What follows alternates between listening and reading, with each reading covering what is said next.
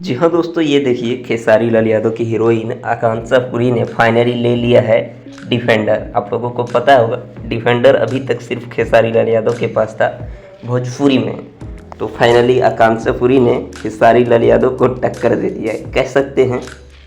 लेकिन आकांक्षा पुरी ने लिया है खेसारी लाल यादव से टॉप मॉडल। जी हाँ, आप लोगों को बता दूं खेसारी लाल यादव से महंगी कार है आकांक्षा पुरी डिफेंडर। ये डिफेंडर वाइट कलर का है भाई, ये ब्रांड स्पेशल ब्रांड है। इसका रेट भी ज़्यादा है खेसारी लाल यादव के डिफेंडर के मुताबिक। तो आप लोगों को ये वीडियो कैसा लगा बताइएगा कमेंट बॉक्स में कमेंट करके।